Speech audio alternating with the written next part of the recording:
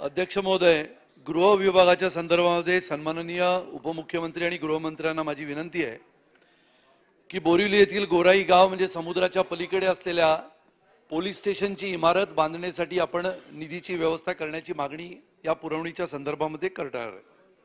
आपल्या सगळ्यांना कल्पना आहे की गोराई गाव आणि मनोरीच्या इथे समुद्राच्या पलीकडे गेल्यानंतर साधारणपणाने पर्यटनाच्या दृष्टीने हा महत्त्वाचा भाग मानला जातो आणि मग अशा वेळेला तिकडे असलेलं पोलीस स्टेशन जे आहे सध्या ते एका भाड्याच्या बंगल्यामध्ये आहे आणि त्यामुळे 10,000 स्क्वेअर फुटाची जमीन महसूल खात्याच्या अंतर्गत आपण त्या पोलीस स्टेशनसाठी वळती केली आहे।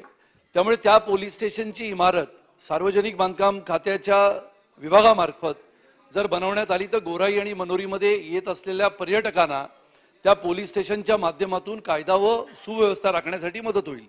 सगळ्यात महत्त्वाचा प्रश्न मुंबईमध्ये असलेल्या पोलिसांचं जे नागपाडा हॉस्पिटल आहे त्या नागपाडा हॉस्पिटलची अवस्था अत्यंत खराब आहे। म्हणजे जर पोलिसांना तिथे जावं लागलं तर त्या पोलिसांना तिथे डायग्नोसिस करण्यासाठी सुद्धा यंत्रणा नाही। त्या तिथे पोलिसांना जर चांगली अद्ययावत अशा यंत्रणेच्या माध्यमातून हॉस्पिटलचं जे निर्माण केले गेलेलं आहे ते जर चांगलं केलं गेलं तर पोलिसांना अतिशय चांगल्या पद्धतीने त्यामध्ये हॉस्पिटलची सुविधा उपलब्ध होऊ शकते। मत्स्य व्यवसायाच्या विभागामध्ये अध्यक्ष महोदय, मच्छीमारांसाठी जी कल्याणकारी योजना आहे ज्याच्यामध्ये छोट्या बोटी जाळ्यांची व्यवस्था आणि आज आपल्याला या पुरवणी मागण्यांच्या संदर्भामध्ये सांगण्यासाठी एक गोष्ट आहे की गेल्या आठवड्यामध्ये मनोरी येथे असलेल्या मच्छीमारांच्या जाळ्यांना आग लागली। साधारणपणाने 54 लाखाचं नुकसान झालं। मी सरकारचं विशेष करून मुख्यमंत्री आणि उपमुख्यमंत्र्यांचं अभिनंदन करतो की आपण त्वरित 54 लाखाची मदत जाहीर केली। पण माझी विनंती आपणास आहे की ती मदत अन्यथा त्या मदतीच्या ऐवजी त्या जाळ्या ज्या जळल्या गेल्या त्या जाळ्या आमच्या मच्छीमार बांधवांना आपण सरकारच्या माध्यमातून मिळवून द्याव्यात। त्याच सोबत अपघात गट विमा योजना जी आपण प्रधानमंत्री मत्स्य संपदा योजनेअंतर्गत आपण म्हणतो की मच्छीमार बांधवांना जर कधी समुद्रामध्ये वादळ आलं, बोटी बुडाल्या तर त्या बोटींसाठी आपण अपघात विमा करतो। त्याच धर्तीवर जाळ्यांसाठी म्हणजे जवळजवळ एक मोठी जाळी जर घेतली तर ती 1,00,000-1.5 लाख रुपयाला येते। माझी अध्यक्ष महोदय आपणाला विनंती आहे की अपघात गट विमा योजनेमध्ये या जाळ्यांचा सुद्धा समावेश करावा। मासेमारी बंदरे आणि लहान जेट्टीचं काम मनोरी, गोराई, आक्सा, मारवे, मड या ठिकाणी प्रस्तावित जेटीचं काम जे सुरू आहे त्याला गती देण्यासाठी सन्माननीय अध्यक्ष महोदय आपल्या मार्फत आपण जर सरकारला सूचना केल्यात तर हे लहान जेट्टीची जी कामं प्रलंबित आहेत त्याला निधी प्राप्त होऊन लहान जेट्टीची कामं सुरू होतील। धन्यवाद। मत्स्य व्यवसाय विभागावर सन्माननीय सुनील राणेजी व ज्या सन्माननीय सदस्यांनी सहभाग घेऊन ज्या सूचना केल्या त्या सूचनाच्या संदर्भात विभाग गंभीरपणे दखल घेत त्या संदर्भातली कार्यवाही निश्चित करेल आणि या संदर्भामध्ये लेखी उत्तर ही सर्व सदस्यांना दिल्या जाईल। आपण पुरवणी मागण्यांना पाठिंबा द्यावा एवढीच विनंती। पुरवणी मागण्यांच्या संदर्भात या ठिकाणी चर्चेमध्ये सन्माननीय श्री सुनील राणे यांनी या ठिकाणी आपलं मत मांडलं। गृह विभागाच्या ज्या काही मागण्या आहेत त्या मागण्या या सभागृहाने मान्य कराव्यात अशी मी विनंती करतो। सन्माननीय अध्यक्ष महोदय, पुरवणी मागण्यांवरील चर्चा करत असताना उच्च व तंत्र शिक्षण विभागाच्या बाब क्रमांक 101 पान क्रमांक 77 यापैकी या विषयावर मी बोलणार आहे। अध्यक्ष महोदय, आपल्या सर्वांना कल्पना आहे की उच्च व तंत्र शिक्षण विभागाच्या मूळ मागणी रक्कम जवळजवळ 12,364 कोटी रुपयाची आहे अंदाजित। आणि मग उच्च व तंत्र शिक्षण विभागासारख्या अतिशय महत्त्वाच्या अशा विभागामध्ये पुरवणी मागणी रक्कम 10,24,00,000ची प्रस्तावित केली गेली आहे। अध्यक्ष महोदय, याच्यामध्ये विशेष करून या विभागामधील 2 प्रश्नावर पुरवणी मागण्यांमध्ये मी चर्चा करणार आहे। त्याच्यामध्ये एक आहे की शिष्यवृत्ती योजना ज्याचा उल्लेख आता सन्माननीय सदस्यांनी केला त्याच्याबाबत शिष्यवृत्ती योजनेमध्ये प्रस्तावित निधी काही फार दिसत नाही आणि म्हणून आधुनिक आणि डिजिटल युगामध्ये अध्यक्ष महोदय संशोधन या विषयामध्ये विशेष स्कॉलरशिप देण्याची मागणी या पुरवणीच्या मागणीच्या संदर्भामध्ये मी करतोय। आणि संशोधन या विषयामध्ये आपण स्कॉलरशिप का दिली पाहिजे? अध्यक्ष महोदय, आता तंत्रज्ञानाच्या जगामध्ये डिजिटल युगामध्ये ज्याच्यामध्ये सॅटेलाइट असेल, रडार स्टेशन्स असतील, स्पेस इंजिनिअरिंग असेल, अशा विविध विषयामध्ये आपण आता पुढे जात आहोत। पूर्वी मेकॅनिकल इंजिनिअरिंग असायचं, आता मॅकेट्रॉनिक्स झालंय. आणि मग अशा वेळेला या डिजिटल जगामध्ये आजच्या या मुलामुलींना प्रगत शिक्षणाच्या आधारावर आपण स्कॉलरशिप दिली गेली पाहिजे. आणि मग स्कॉलरशिप द्यायची असेल तर विशेष करून हे विषय जे satellite, space, radar, cross transmission telesystem, telecommunication याच्या बाबतीमध्ये आपण धोरणात्मक निर्णय घेऊन या मागण्यांचा विचार आपण केला पाहिजे. आणि किमान या तंत्र शिक्षणाच्या विषयामध्ये किमान 5 कोटी रुपये स्कॉलरशिप या संपूर्ण महाराष्ट्रामधील आजच्या आधुनिक जगामध्ये डिजिटल युगामध्ये आपल्या या विद्यार्थ्यांना देण्याची गरज आहे. अध्यक्ष महोदय, रिसर्च स्कॉलरशिप ज्याला म्हणतात, आज जर आपण रिसर्च मध्ये पुढे गेलो तर मला वाटतं की या महाराष्ट्रातील आजच्या या प्रगत जगामध्ये मुला मुलींना या स्कॉलरशिपच्या माध्यमातून रिसर्च करण्याची संधी मिळू शकते. आणि म्हणून इंटेलेक्च्युअल कॅपिटल ज्याला म्हणतो की प्रगत विज्ञानाने विद्यार्थ्याची प्रगती घडते, तर त्याच माध्यमातून जर आपण या महाराष्ट्रातील विद्यार्थ्यांना घडवण्यासाठी जर या तंत्रज्ञानाचा उपयोग केला आणि तंत्रज्ञानाचा उपयोग करत असताना त्यांना अशा कार्यपद्धतीच्या माध्यमातून स्कॉलरशिप दिली तर मला वाटतं की येणाऱ्या कालावधीमध्ये महाराष्ट्रातून चांगले दर्जेदार विद्यार्थी हे संशोधनाच्या माध्यमातून तयार होतील. अध्यक्ष महोदय, आपल्या या पुरवणी मागण्यांमध्ये आपण लायब्ररीसाठी प्रस्तावित निधी दिलाय, पण मला वाटतं की लायब्ररी सुद्धा आधुनिक करण्याची गरज आहे. आपण बघितलं असेल तर शासनमान्य सार्वजनिक ग्रंथालयांना सहाय्यक अनुदान आपण दिलं, त्याच्यासाठी आपण या सरकारचं विशेष अभिनंदन करूया. पण सरकारचं अभिनंदन करत असताना सध्या फेसबुक, ट्विटर आणि व्हॉट्सअपच्या जगामध्ये आजच्या विद्यार्थ्यांचा वाचनाचा कल कमी झालाय. आणि मग वाचनाचा कल वाढवायचा असेल, अत्याधुनिक अशी लायब्ररी आपल्याला जर बनवायची असेल, डिजिटल युगामध्ये त्या लायब्ररीचं महत्व विद्यार्थ्यांना पटवून सांगायचं असेल, तर अध्यक्ष महोदय, शासनाने कोणती ना कोणती अशी लायब्ररी तयार केली पाहिजे.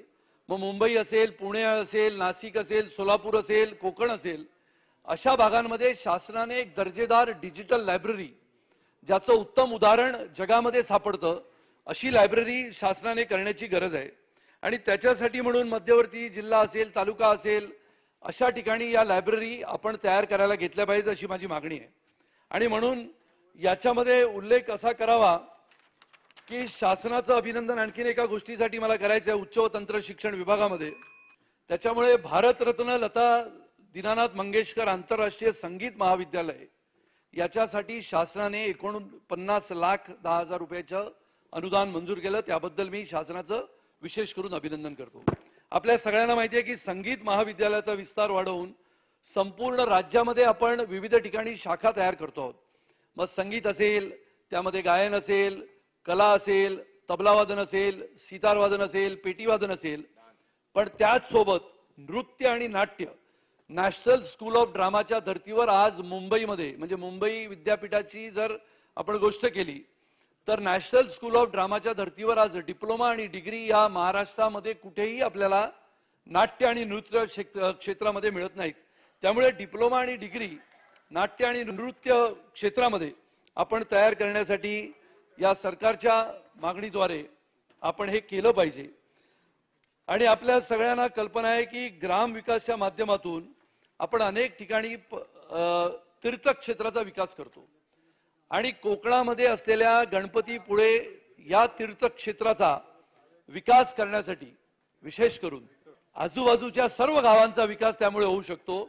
त्यामुळे पर्यटनाने तीर्थक्षेत्र हे सुद्धा पर्यटन मानलं जातं. अनेक वेळेला लोक तीर्थक्षेत्राचं दर्शन करण्यासाठी जात असतात. त्यामुळे अध्यक्ष महोदय, गणपतीपुळे हे क्षेत्र हे पर्यटनाच्या दृष्टीने, तीर्थक्षेत्राच्या दृष्टीने सन्माननीय मुख्यमंत्र्यांच्या उपस्थितीमध्ये कोकणामधील गणपतीपुळे हे श्री क्षेत्र आणि याचा विकास करण्याच्या उद्देशाने आपण त्यामध्ये विशेष करून निधी देण्याची व्यवस्था करावी अशी मागणी सन्माननीय अध्यक्ष महोदय आपल्या मार्फत आपण सरकारला करतो. त्यामुळे या सर्व गोष्टींचा उल्लेख सन्माननीय उच्च व तंत्र शिक्षण मंत्री आपल्या उत्तरामध्ये करतील अशी अपेक्षा करतो. धन्यवाद. जय हिंद, जय महाराष्ट्र. माननीय सुनील राणे यांनी पुरवणी मागण्यांवर आपली काही मतं मांडली, आपल्या काही मागण्या मांडल्या. त्याच्यामध्ये प्रामुख्याने लता दीदींच्या नावाने जे महाविद्यालय आपण सुरू केलं ते महाविद्यालयाचं विश्वविद्यालय व्हावं अशा प्रकारची मागणी समोर आलेली आहे। सभागृहाच्या माहितीसाठी कालिना कॅम्पसमध्ये यासाठी 70,000 स्क्वेअर फीट इतकी जागा ही मुंबई विश्वविद्यालयाने आता आपल्याला यासाठी दिली आहे। त्याचं डिझाईनही तयार झालेलं आहे आणि लवकरात लवकर त्याचं अंदाजपत्रक तयार होऊन बांधकामाला सुरुवात होईल।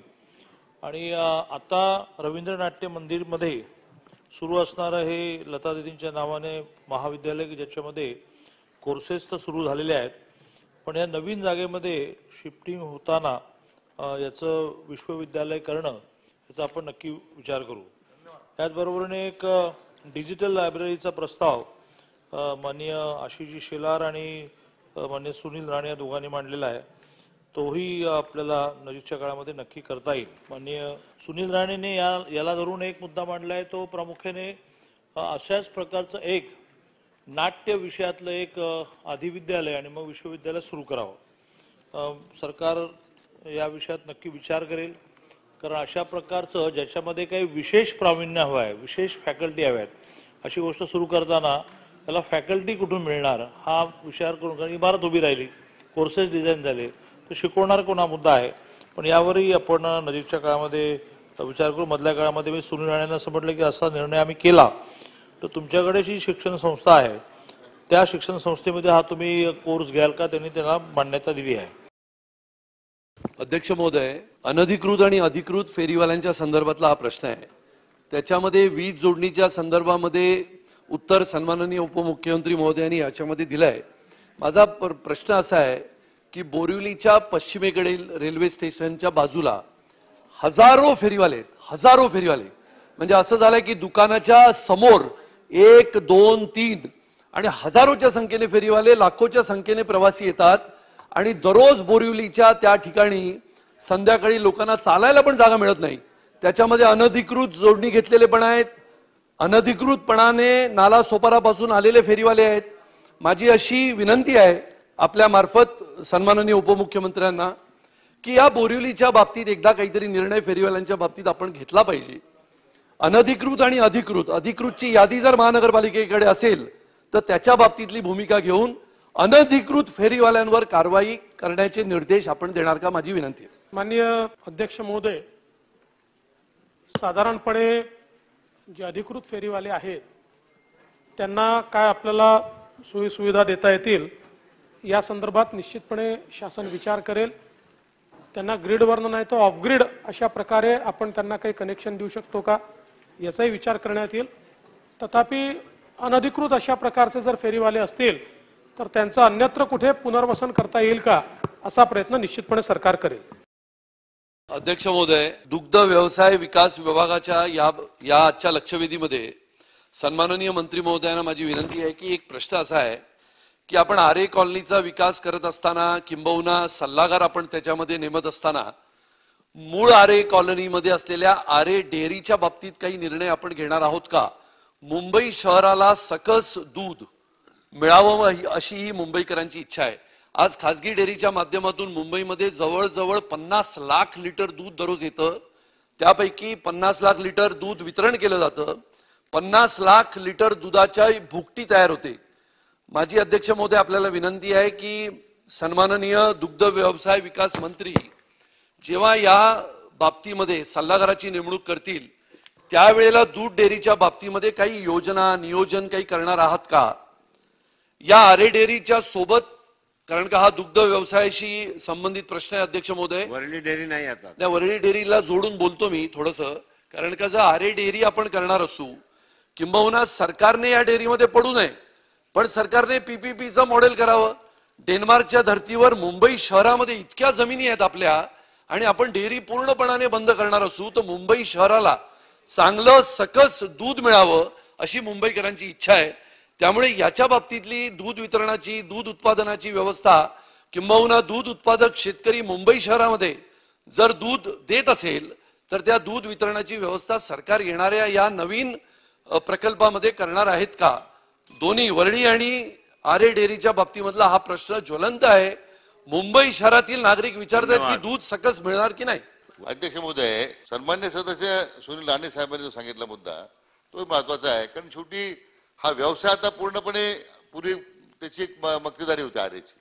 काळाच्या ओघात अध्यक्ष महोदय महानंदाची स्थापना झाली, नंतर मग मदर डेअरी आली, अमूल आलं, राज्यामध्ये सहकार क्षेत्रामध्ये मोठ्या प्रमाणात दूध संघाचे विस्तार झालेत, खाजगी प्लांट उभे राहिले राज्यामध्ये, त्यांचा विस्तार झाला. तर अध्यक्ष महोदय, या सगळ्या भावाच्या स्पर्धेमध्ये आता पूर्वी राज्य सरकार सगळी दायित्व घ्यायचं, आता सरकार हे दायित्व घेत नाही. मार्केट डिसाईड करतं, तिथं बाजारमध्ये माझे दूध येतं. आणि त्यामुळे मला वाटतं आज मुंबईची वितरण व्यवस्था जी आहे, वितरण व्यवस्थेमध्ये सगळ्या येणाऱ्या दूध या सगळ्या खाजगी सहकारी आणि कॉर्पोरेट कंपन्यांकडून येणाऱ्या सगळ्या दूध त्यांच्या माध्यमातून दुधाचं वितरण होत आहे.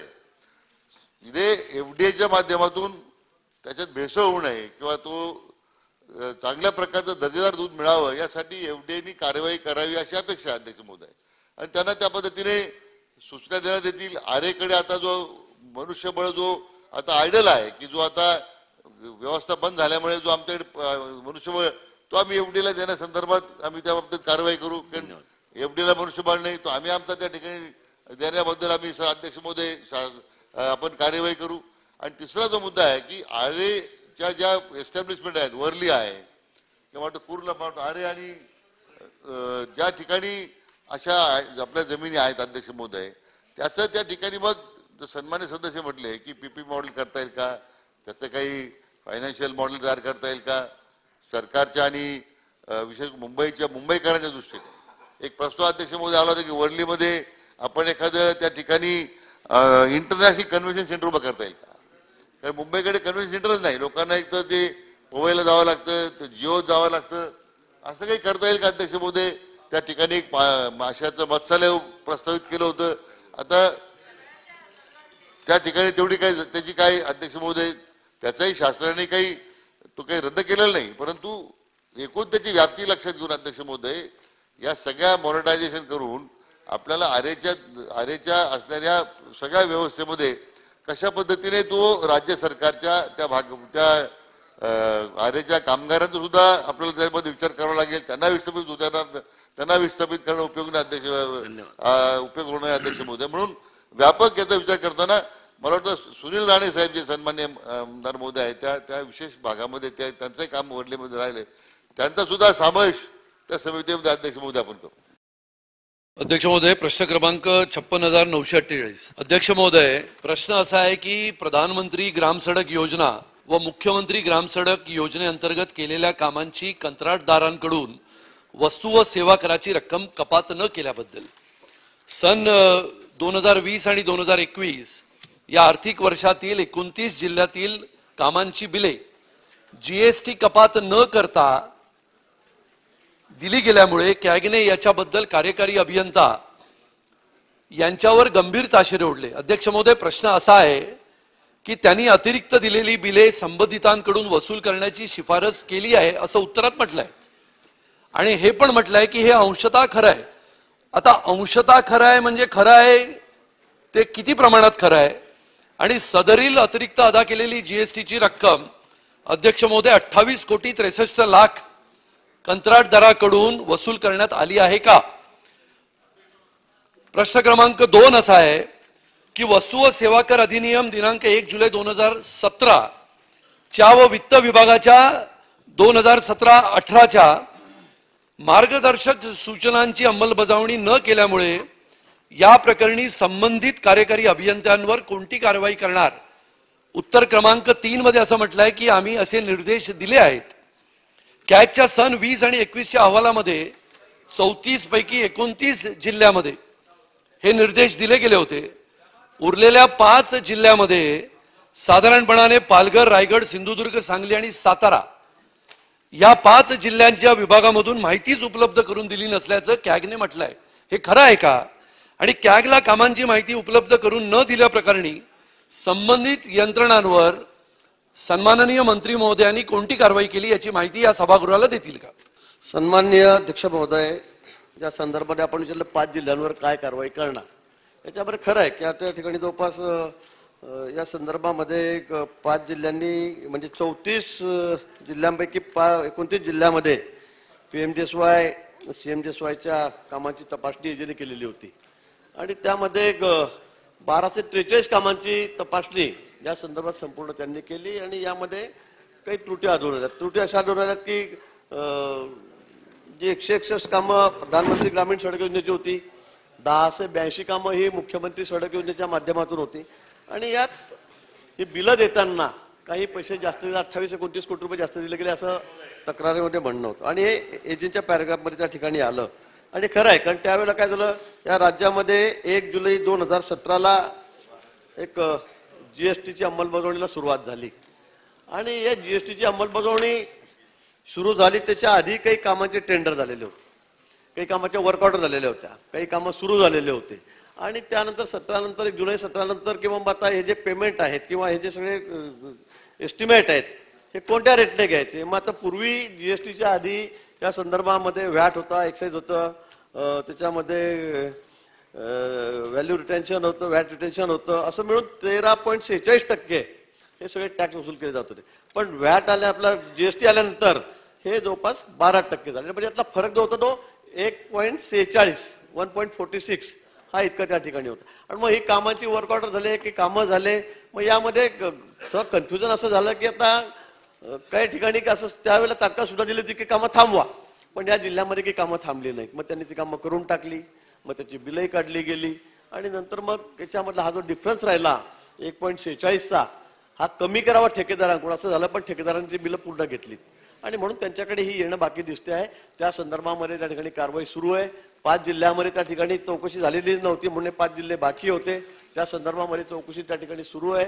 मला असं वाटतं की 28 कोटी रुपये जवळपास ठेकेदारांकडे त्याच्या बाबतीमधले येणे आहेत आणि म्हणून आम्ही असं या संदर्भामध्ये म्हटलं होतं की वसुलीबाबत प्रकरण न्याय म्हणजे कसं काय परिस्थितीमध्ये काय परिस्थिती निर्माण झाली, आधी कामं झाली होती का, आधी टेंडर झालं होतं, नंतर वर्क ऑर्डर कधी झाली आणि या संदर्भामध्ये खरंच चूक कोणाची आहे हे बघून त्यांच्याकडून ही वसूल केली जाईल. म्हणून प्रकरण निहाय याची सगळी माहिती घेण्याचं काम आम्ही सुरू केलेलं आहे आणि निश्चित त्यातून जी वसुली निघेल ती आपण ठेकेदाराकडून वसूल करू.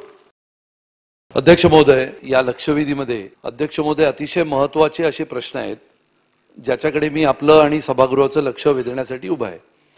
मुंबई शहरामध्ये आपण बघितलं असेल तर सन्माननीय मंत्री महोदयांनी जी उत्तर दिलं त्यामध्ये वाहनांच्यामुळे होणारं प्रदूषण क्रमांक 1, मुंबई शहरामध्ये कचरा जाळण्याचं प्रमाण सुद्धा जास्त प्रमाणात आहे त्यामुळे होणारं प्रदूषण क्रमांक 2, मुंबईमध्ये असलेल्या स्मशानभूमीमध्ये पार्थिवावर केले गेलेले अग्निसंस्कार त्याच्यामुळे होणारं प्रदूषण नंबर 3 आणि नंबर 4, मुंबई शहरामध्ये अनेक ठिकाणी जी बांधकामं चालली आहेत त्यामध्ये सरकारची बांधकामं आणि बिगर सरकारी बांधकामं.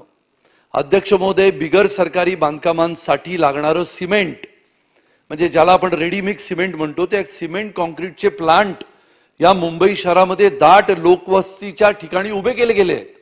उदाहरणार्थ बोरिवली मतदारसंघामध्ये जिथे मी प्रतिनिधित्व करतो त्या बोरिवलीमध्ये अफगाण नावाच्या एका माणसाने भर वस्तीमध्ये महाराष्ट्र पोल्युशन कंट्रोल बोर्डाची मजा अशी आहे अध्यक्ष महोदय की ते महानगरपालिकेला न विचारता पहिल्यांदा परमिशन देतात आणि मग महानगरपालिका काय म्हणते तर महाराष्ट्र प्रदूषण नियामक मंडळाने परवानगी दिली, आता आम्ही काय करू, आम्ही पण परवानगी दिली आणि सगळ्या कंडिशन ज्या टाकलेल्या असतात त्या पूर्णपणाने तो जो कॉन्ट्रॅक्टर असतो सिमेंट रेडीमिक्स जो बनवतो तो कोणतीच गोष्ट पाळत नाही. अध्यक्ष महोदय, माझ्या घराच्या समोर इतका मोठा सिमेंट प्लांट आहे, आजूबाजूला 60-70 बिल्डिंग आहेत आणि त्याने पत्र काय आणलंय अध्यक्ष महोदय की मेट्रोला लागणारं सिमेंट, मेट्रो स्टेशनला लागणारं सिमेंट मी बनवतोय.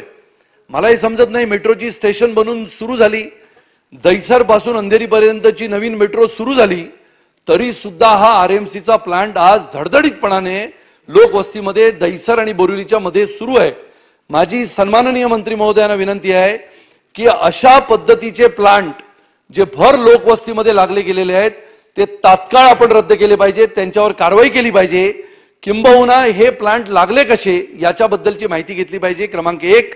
क्रमांक 2, ज्या स्मशानभूमीमध्ये आपण गॅस आणि इलेक्ट्रिकची पद्धत आणली आहे, आपण कशासाठी आणली अध्यक्ष महोदय तर जिथे लाकडाच्या माध्यमातून अंत्यसंस्कार केले जातात आणि प्रचंड प्रमाणामध्ये धूर तयार होतो.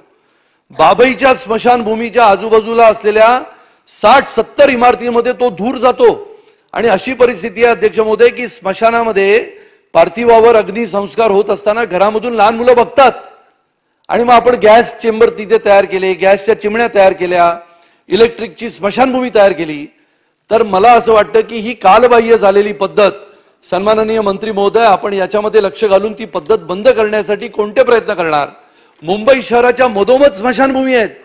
म्हणजे मी तर उदाहरण फक्त बाबईचं दिलं, पण बोरिवलीच्या ठिकाणी बाबईच्या स्मशानभूमीमध्ये आजूबाजूला 60-70 बिल्डिंग आहेत.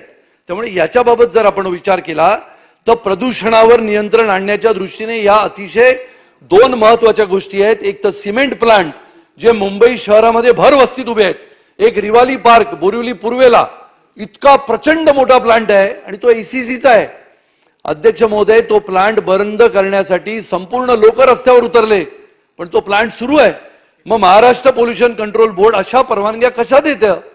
अध्यक्ष महोदय, याच्यावर सन्माननीय मंत्री महोदय याचं उत्तर देतील का, असा माझा प्रश्न आहे. सभापती महोदय, या ठिकाणी आपणच बोलताना सांगितलेलं आहे की त्या ठिकाणी मेट्रोचं काम सुरू होतं आणि त्याच्यामुळे हा पर्टिक्युलर प्लांटला परमिशन दिलेली होती. प्लांट कुठे असावा या संदर्भातल्या नॉर्म्स आहेत आणि त्याप्रमाणे ती परवानगी दिली जाते. परंतु आपण सांगितलेली वस्तुस्थिती ही खरी आहे असं गृहीत धरून या संपूर्ण प्रकरणाची चौकशी केली जाईल आणि तिथलं काम जर पूर्ण झालेलं असेल आणि तिथं जर प्लांटची, कारण शहराचं इन्फ्रास्ट्रक्चर सुद्धा पूर्ण व्हायला लागतं, शहरातली कामं पूर्ण व्हायला लागतात आणि त्याचबरोबर त्या कामांच्या नावाखाली जर कोणी त्याचा गैरफायदा घेत असेल तर असा गैरफायदा घेऊ दिला जाणार नाही. त्याची योग्य ती चौकशी होईल आणि या संदर्भात आवश्यक तो निर्णय घेतला जाईल. समजा ती शिफ्टिंग असेल किंवा त्या ठिकाणी खरोखर त्या प्लांटची आवश्यकता नाही, ह्या सगळ्याची खात्री करून हा निर्णय घेतला जाईल. परंतु या संदर्भात निश्चितपणे चौकशी केली जाईल. स्मशानभूमीच्या संदर्भात आम्ही प्रायोरिटीने घेतलेला आहे की एकाच स्मशानभूमीमध्ये नाही, सर्वच स्मशानभूमीमध्ये प्रदूषण मोठ्या प्रमाणात होतं. त्याच्यासाठी CNGची व्यवस्था आपण करतोय.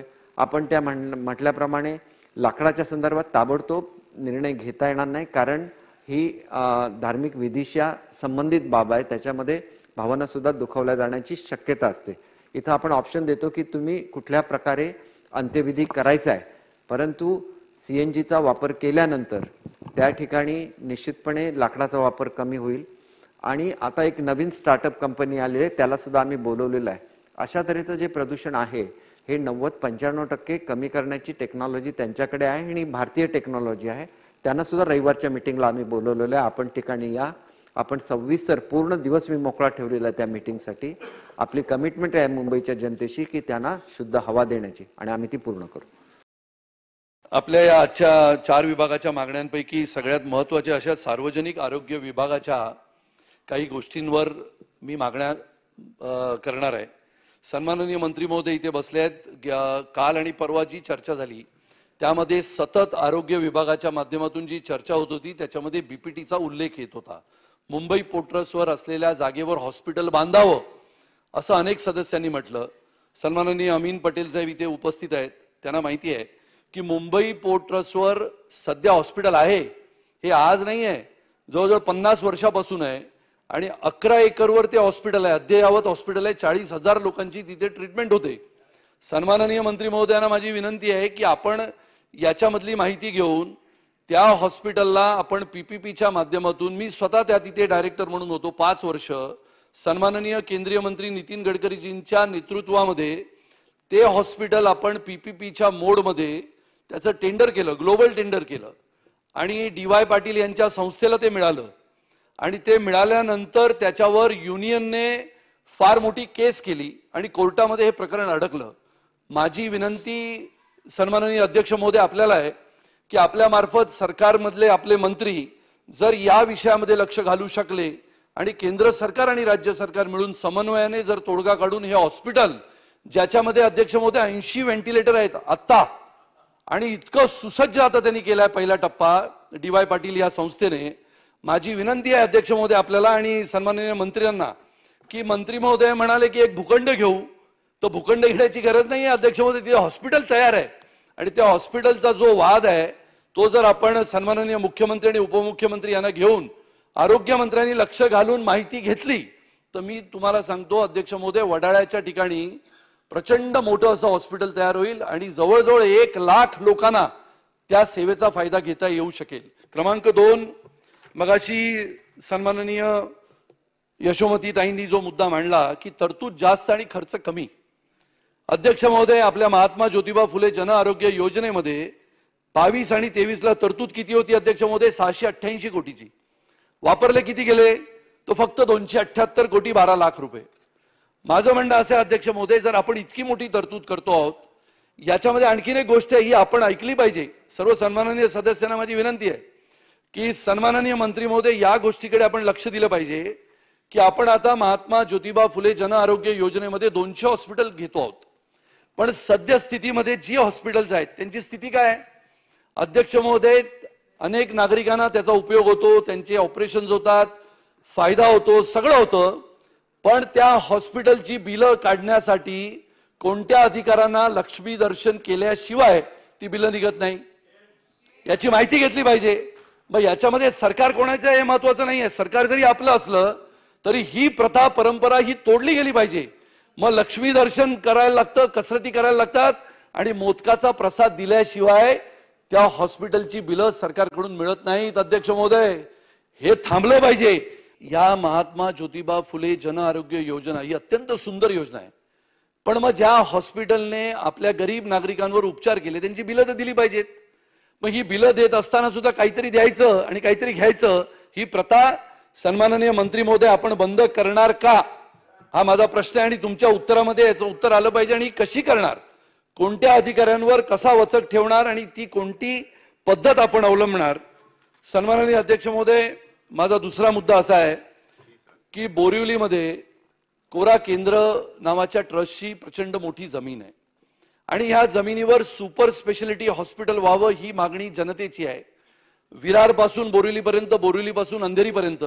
आता अंधेरीमध्ये कोकिलाबेन अंबानींच्या नावाने जे हॉस्पिटल आलं ते सोडलं तर कोणतंही मोठं super speciality hospital Andheri to विरारच्या पट्ट्यामध्ये नाही आहे. त्यामुळे माझी अशी विनंती सरकारला आहे, ही कोरा केंद्र ट्रस्टची जमीन मागच्या वेळेला अंतर्गत वादामुळे सरकारने त्याच्यावर आपलं नाव लावलं.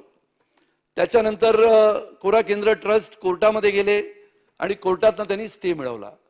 माझी सरकारला आपल्या माध्यमातून विनंती आहे की आपण याच्यामध्ये तोडगा काढून जवळजवळ 10 एकर जमीन बोरिवली पश्चिमेला अत्यंत महत्वाच्या ठिकाणी आहे, कोरा केंद्र ट्रस्ट आणि सरकार यांच्यामधला समन्वय करून जर तिथे सुपर स्पेशालिटी हॉस्पिटल बांधण्याची जबाबदारी त्या ट्रस्टवर दिली तर तो ट्रस्ट 800 बेडचं हॉस्पिटल बनवायला तयार आहे.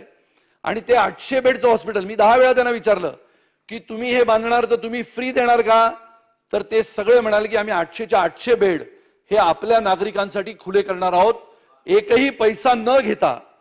हा ट्रस्ट जैन धर्मियांचा ट्रस्ट आहे आणि हा ट्रस्टच्या माध्यमातून झालेलं हॉस्पिटल नागरिकांसाठी मोफत करण्यासाठी तयार आहे. तर माझी विनंती आपल्याला आहे अध्यक्ष महोदय, सन्माननीय मंत्री, आपण याच्यामध्ये लक्ष घालणार. अन्न व नागरी पुरवठामध्ये एक सतत होणारा नागरिकांना जो त्रास आहे की 65-70 वर्ष झाल्यानंतर त्यांचा अंगठा त्या बायोमेट्रिक मध्ये उमटत नाही. सगळ्यांना माहिती आहे. म्हणजे गावाकडे तर इतका प्रश्न आहे. आमच्या मनोरी आणि गोराईच्या गावामध्ये समुद्राच्या पलीकडे मध्ये आपण जर गेलो तर सतत नागरिक म्हणतात की आमचा अंगठाच येत नाही आणि हा दुकानवाला रेशन देत नाही.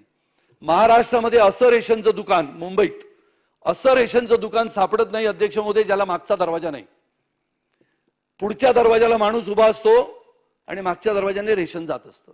त्याच्यामुळे अध्यक्ष महोदय, सन्माननीय मंत्री इथे बसले आहेत, अशा दुकानांवर पहिला मागचे दरवाजे बंद करा, बंद केले पाहिजेत दरवाजे. त्यामुळे माझी विनंती अशी आहे अध्यक्ष महोदय की हा अंगठा उमटत जेव्हा नाही तेव्हा 70-75 वर्षाचा तो गृहस्थ, मी सन्माननीय मंत्र्यांना आता विचारलं तर ते म्हणाले की तो आपण नॉमिनी दिलाय, पण समजा एकच व्यक्ती आहे आणि ती महिला आहे, वृद्ध आहे, एकटी बिचारी रेशनच्या दुकानावर जाते, अंगठा उठत नाही त्या बायोमेट्रिक मध्ये आणि मग तो रेशनवाला म्हणतो नाही आता मिळणार नाही धान्य, ती बिचारी म्हातारी महिला तिथे उभी असते. अध्यक्ष महोदय, शेवटी सरकार म्हणा, हे सभागृह म्हणा, कोणासाठी आहे? हे गोरगरीब जनतेच्या कल्याणासाठी असलेलं हे सभागृह आहे. आणि तिसरा मुद्दा माझा असा आहे की ग्राम विकासाच्या माध्यमातून आपण म्हणतो नेहमी की गावामध्ये पाणी पुरवठा, बंधारे, उतारावरील बंधारे, समुद्राकडील विहिरी, विशेष करून रत्नागिरी जिल्ह्यातील समुद्राकडील गावांची मी ग्रामविकासाच्या माध्यमातून मागणी करत आहे. मग गणपतीपुळे असेल, आपल्या सगळ्यांना कल्पना आहे, सगळे जातात, जयंतरावांपासून सगळेजण गणपतीपुळे, मालगुण, माझ्या ठिकाणी.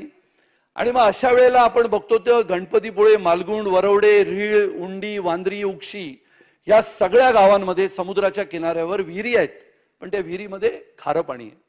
अध्यक्ष महोदय, आपण इतक्या वेळेला पिण्याच्या पाण्यासाठी इतक्या योजना जाहीर करतो, करोडो रुपये खर्च करतो, पण समुद्राकाठच्या या गावांमध्ये पाणी येत नाही. अध्यक्ष महोदय, जलयुक्त शिवाराच्या माध्यमातून अतिरिक्त निधी या गावांकडे आपण दिला पाहिजे.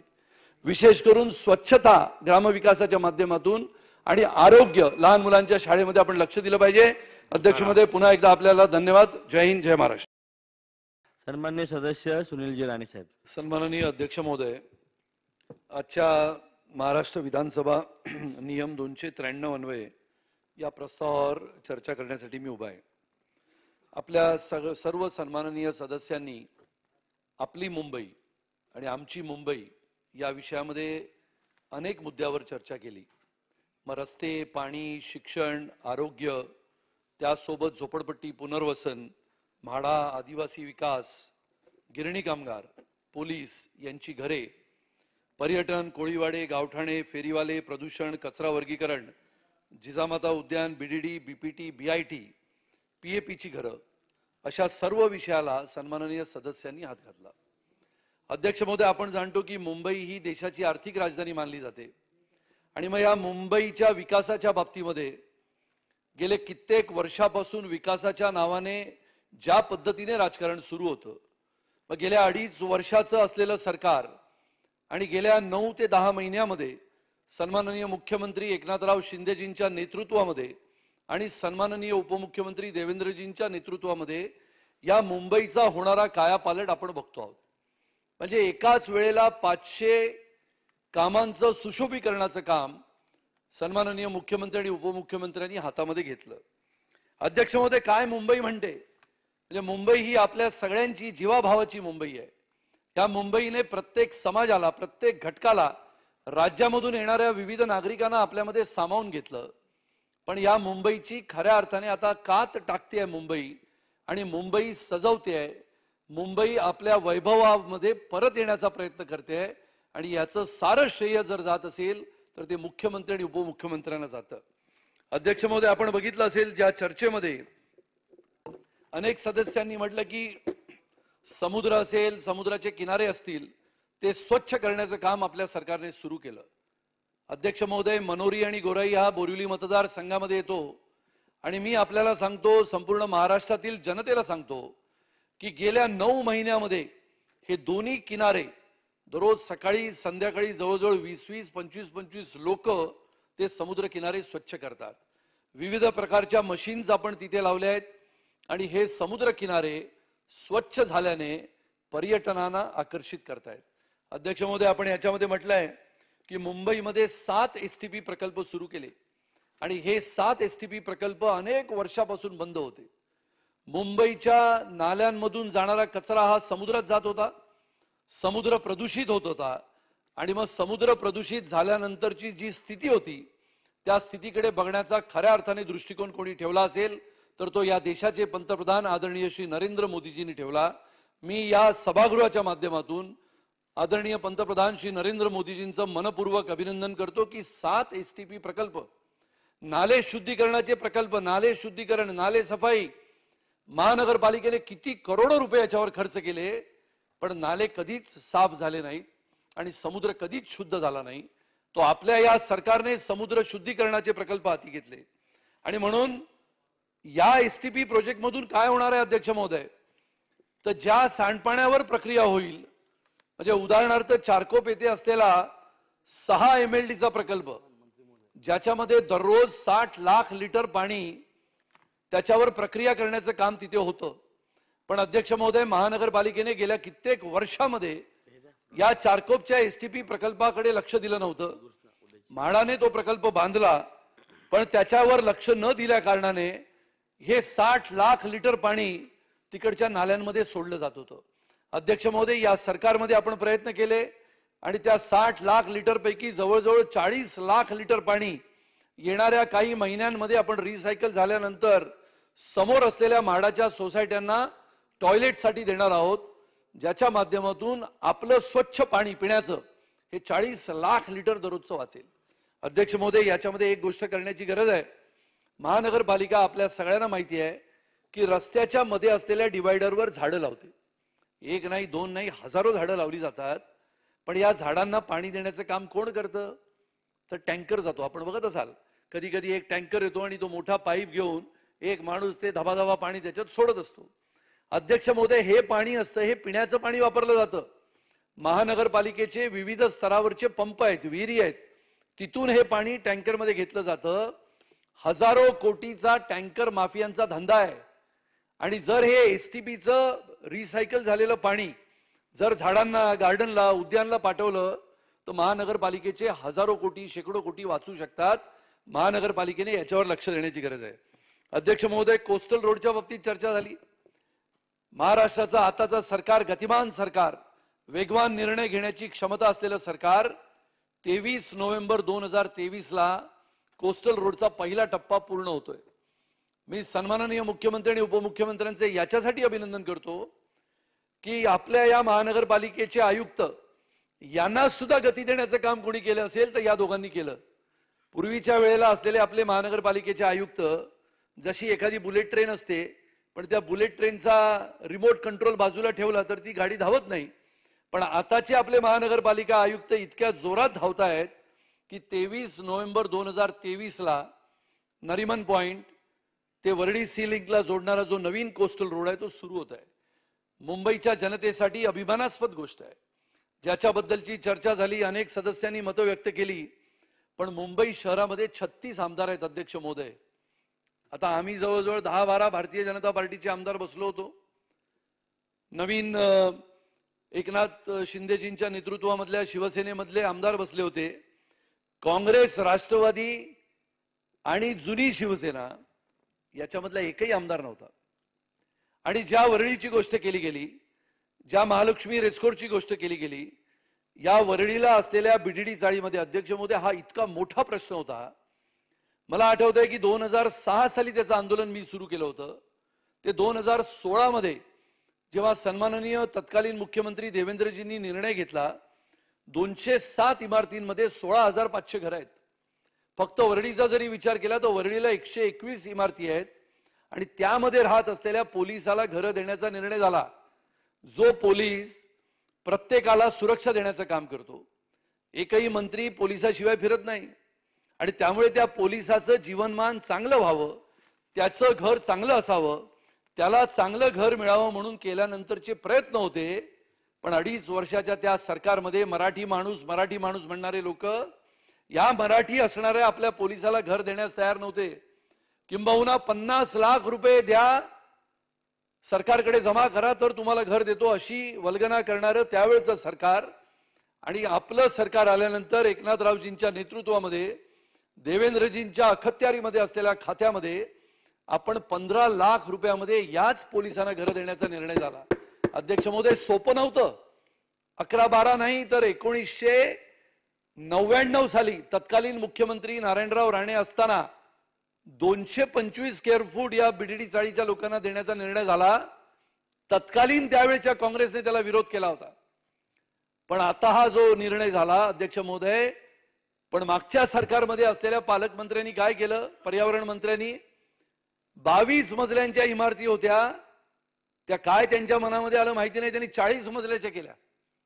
आता ज्या बीडीडी चाळीमध्ये 3ऱ्या मजल्यावर राहणारा माणूस, 17 रुपये भाडं भरणारा माणूस अचानक 40 मजल्याच्या टॉवरवर जर गेला राहिला, तो वरून खाली उतरण्यासाठी त्याला पॅराशूटच द्यावं लागेल. आणि त्याच्यामुळे अशा उंच इमारती बांधताना विचार केला गेला नाही. पण स्वतःच्या मनामध्ये असलेली भूमिका ही लोकांना पटवली पाहिजे म्हणून घेतलेला तो चुकीचा निर्णय होता. आणि म्हणून बीडीडी चाळीच्या विकासाच्या बाबतीमधली स्पष्टता जर कोणी आणली असेल तर या सरकारने ती स्पष्टता आणली, त्याबद्दल त्यांचं अभिनंदन करावं. जुन्या मोडकळी झालेल्या चाळीबद्दल किंबहुना म्हाडाबद्दल अध्यक्ष महोदय, ट्रान्झिटच्या मुंबई शहरामध्ये असलेल्या म्हाडाच्या ट्रान्झिटमध्ये, मग सायनच्या इकडचं प्रतीक्षानगर असेल की बोरिवलीच्या गोराईमधलं म्हाडाचं ट्रान्झिट कॅम्प असेल, अध्यक्ष महोदय 35-40 वर्ष ट्रान्झिटमध्ये लोक राहतात. आणि ट्रान्झिटमध्ये राहिल्यानंतर एक उत्तम उदाहरण आहे, कांदिवलीला असलेल्या महावीर नगर येथे असलेल्या काही वसाहतींचा विकास करण्यासाठी म्हाडाने त्या बिल्डिंग पाडल्या, नवीन इमारती झाल्या, पण त्यामध्ये पूर्वीच्या नागरिकांना जर तिथे आणायचं असेल तर आज म्हाडाने एक पत्र दिलं, त्याच्या असं म्हटलंय की सदर शासन निर्णयावर श्री यावर हुसेन गुलाम उमाटिया यांनी जनहित याचिका माननीय उच्च न्यायालयात दाखल केली. म्हणजे अध्यक्ष महोदय, या मुंबई शहरामध्ये राहणाऱ्या गोरगरीब जनतेला म्हाडाच्या माध्यमातून विकास झाल्यानंतर घरं मिळण्याच्या निर्णयाला स्थगिती देण्याचं काम या यावर हुसेन गुलाम उमाटिया यांनी केलं. माझी अध्यक्ष महोदय आपल्याला विनंती आहे की आपल्या मार्फत सरकारने याच्यामध्ये लक्ष देऊन कांदिवली महावीर नगर येथे असलेल्या या घरांच्या बाबतीतला निर्णय घेऊन ज्यांना स्वतःची हक्काची घरं मिळायची आहेत ती त्यांना मिळाली पाहिजेत. अध्यक्ष महोदय, पीएपीच्या बाबतीत मागच्या 2.5 वर्षामध्ये या सरकारने कोणता निर्णय घेतला? तर मगाशी सन्माननीय सदस्य म्हणाले की माहुल येथे राहत असलेल्या लोकांना बोरिवलीमध्ये आणलं गेलं, पण बोरिवलीमध्ये राहत असलेल्या झोपडपट्टीमध्ये राहत असलेल्या महात्मा फुले नगरच्या झोपडपट्टीतील नागरिकांना 35 वर्ष झोपडपट्टीमध्ये राहणाऱ्या लोकांना माहुलला पाठवण्याचा निर्णय तत्कालीन सरकारने घेतला. पण अध्यक्ष महोदय, आपल्या सरकारने याच महात्मा फुले झोपडपट्टीमध्ये राहणाऱ्या नागरिकांना अतिशय सुंदर असं बोरिवलीमध्येच पीएपी निर्माण केलं गेलं, त्याच्यामध्ये घरं देण्याचा निर्णय झाला. जवळजवळ 88 कुटुंबांना चाव्याचं वितरण केलं गेलं. उरलेले जे पात्र आहेत त्यांना सुद्धा चाव्या मिळतील. अध्यक्ष महोदय, असे ऐतिहासिक निर्णय घेण्याचं काम हे सरकार करतंय. पुन्हा एकदा आजच्या या प्रस्तावाला मी समर्थन करतो आणि माननीय मुख्यमंत्री आणि उपमुख्यमंत्री यांचं मनपूर्वक अभिनंदन करतो. धन्यवाद. जय हिंद, जय महाराष्ट्र. सुनील राणे महोदय, नगर विकासच्या माध्यमातून अध्यक्ष महोदय फक्त एकच मागणी अशी आहे की ज्या धर्तीवर वर्सोवा, मड, मारवे, मनोरी, गोराई, बोरिवली हे 5 पूल प्रस्तावित केले गेलेले आहेत. तर अध्यक्ष महोदय, मागच्या अधिवेशनामध्ये चर्चा झाली होती की बोरिवली ते गोराई हा प्रस्तावित पूल त्या खाडीवर करण्याचं आपण ठरवलं होतं. नगर विकास खात्याच्या मार्फत या पुलाचा निर्णय जो झालेला आहे तो येणाऱ्या मे महिन्यामध्ये याचं उद्घाटन करावं, काम सुरू करावं असा प्रस्ताव आपल्याकडे दिलेला आहे. आणि तिथे असलेल्या अनधिकृतपणाने सरकारी जमिनीवर उभारलेल्या सगळ्या हॉटेल्सची चौकशी व्हावी, त्यांच्यामध्ये माहिती घेण्यात यावी आणि सरकारच्या जमिनीवर समुद्राच्या ठिकाणी सुद्धा अतिक्रमण झालेलं ते अतिक्रमण निष्कासित करण्यात यावं. अध्यक्ष महोदय, इतका सुंदर प्रमाणामध्ये आपण तो ब्रिजचा निर्माण करणार आहोत आणि अशा वेळेला बोरिवली ते गोराई, गोराई ते मनोरी, मनोरी ते मारवे, मारवे ते मड आणि मड ते वर्सोवा अशा पद्धतीमध्ये मुंबईकरांना याच्यामधून जाता येईल आणि संपूर्णपणाने मुंबईला जोडणाऱ्या या पुलाचं निर्माण जसं वरळीच्या सीलिंग पासून आपण शिवडीला आणि शिवडीवरून नावाशेवाला जाणार आहोत तसंच या पुलांचं निर्माण आपण एका मर्यादित वेळेमध्ये करावं अशी माझी नगर विकास खात्यामार्फत. धन्यवाद. आजच्या 293 अन्वये चर्चेला आणि जो प्रस्ताव सन्माननीय विरोधी पक्षाकडून आलाय त्याला विरोध करण्यासाठी मी उभा आहे. अध्यक्ष महोदय, आपण जवळजवळ 42 मिनिटं या गेल्या 9 महिन्यामध्ये काय घडलं आणि काय घडतंय याच्याबद्दलची माहिती आपण ऐकली. अध्यक्ष महोदय, गेल्या 2.5 वर्षामध्ये या संपूर्ण महाराष्ट्रामध्ये काय घडत होतं, त्या 2.5 वर्षामध्ये ज्या आघाडीच्या माध्यमातून सुजलाम सुफलाम महाराष्ट्र करण्याच्या गोष्टी सांगितल्या गेल्या, ज्या 2.5 वर्षामध्ये 3 पक्षाने मिळून बनवलेल्या या सरकारमध्ये महाराष्ट्रातील जनतेला विविध विषयांवर फसवण्याचं काम केलं गेलं आणि ज्या ज्या वेळेला मुंबई महानगरपालिकेचा विषय आला त्या त्या वेळेला मुंबई महानगरपालिका 25 वर्ष कोणाच्या ताब्यामध्ये होती अध्यक्ष महोदय, आणि मग 25 वर्ष महानगरपालिकेचा विकास का नाही झाला? या मुंबई शहराचा विकास होत असताना ज्यांच्या हातामध्ये महानगरपालिकेची सत्ता होती अध्यक्ष महोदय, ज्या ज्या वेळेला विविध विषयांचा विकास करण्यासाठीची जबाबदारी दिली गेली होती आणि मग त्याच वेळेला 2019 ला आलेल्या त्यावेळच्या तत्कालीन सरकारने काय काय गोष्टी केल्या, आता त्यांनी ज्या गोष्टीचा उहापोह इथे केला आणि म्हटलं गेलं की 9 महिन्यामध्ये अनेक योजना आणल्या. या 9 महिन्यामध्ये आणलेल्या योजनाच्या बाबत त्यांनी भाष्य केलं. अध्यक्ष महोदय, महानगरपालिका ताब्यात असताना काय काय घडलं? 2.5 वर्षामध्ये सरकार असताना महानगरपालिका सुद्धा हातामध्ये होती. सर्वात उत्तम उदाहरण 2.5 वर्षामध्ये जर द्यायचं झालं तर त्या वरळी मतदारसंघाचं द्यायचं आहे. अध्यक्ष महोदय, ज्या वरळीमध्ये बीडीडी चाळीचा प्रकल्प अध्यक्ष महोदय आणण्यासाठी 25 वर्ष लागली. सन्माननीय उपमुख्यमंत्री देवेंद्रजींचं आपण अभिनंदन करतो की त्यावेळेला 2014 ते 2019 या वेळेला तत्कालीन मुख्यमंत्री म्हणून या वरळीच्या बीडीडी चाळीचा विकास होण्याचं स्वप्न बघितलं. लोकांच्या मनामध्ये आपलं घर असावं, हक्काचं घर असावं, त्यामध्ये राहत असलेल्या पोलिसांना घरं मिळावी म्हणून प्रयत्न करत करत ती गोष्ट पूर्ण झाली. 2014, 2015 आणि 2016 मध्ये निर्णय आला. अध्यक्ष महोदय, निर्णय आला, काम सुरू झालं. 2019 ला सरकार बनलं आणि 2019 ला तत्कालीन गृहनिर्माण मंत्री इथे बसले आहेत.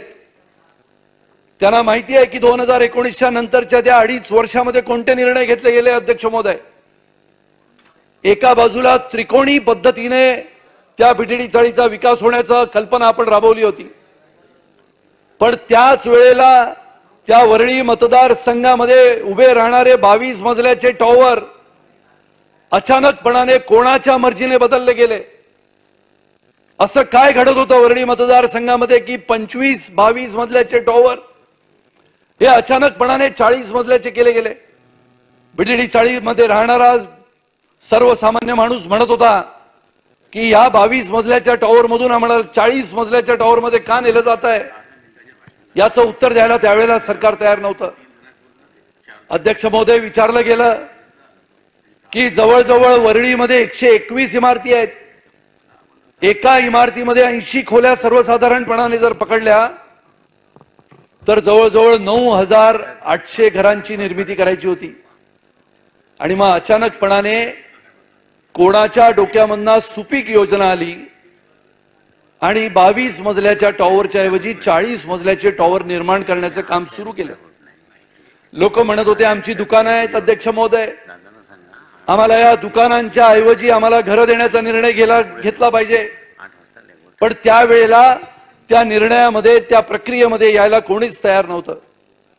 अध्यक्ष महोदय, त्याच वेळेला आणखीन एक निर्णय घेतला गेला आणि तो निर्णय असा होता की वरळी डेअरीला त्यावेळचे तत्कालीन अर्थमंत्री यांनी 1,000 कोटी रुपये देण्याचा निर्णय घेतला. आणि अध्यक्ष महोदय, 1,000 कोटी रुपये वरळीच्या डेअरीला कशासाठी? प्रश्न विचारले गेले. लोकांनी विचारलं की त्या वरळी डेअरीमध्ये एकेकाळी सकस दूध येत असायचं. या वरळी पासून संपूर्ण मुंबईमध्ये त्या दुधाचं वितरण केलं जायचं. आणि अध्यक्ष महोदय, त्या वरळीच्या डेअरीला बंद करून वरळी मतदारसंघामध्ये असलेल्या त्यावेळच्या तत्कालीन आमदारांनी अर्थमंत्र्यांकडून 1,000 कोटी रुपयाची निधीची प्रस्तावित योजना त्या वरळी डेअरीमध्ये आणली.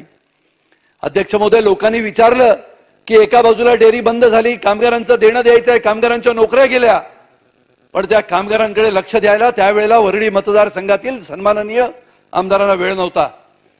आणि म्हणून मग आम्ही मागणी केली.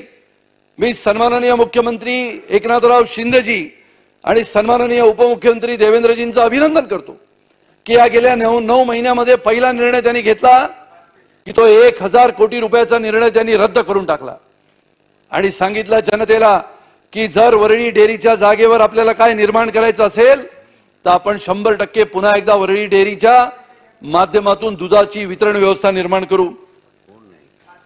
अध्यक्ष महोदय, याच वरळीला, लोअर परेलला, लालबागला, परळला, या वरळीला, या मुंबईला एकेकाळचं गतवैभव प्राप्त करून देणारा गिरणी कामगार राहतो.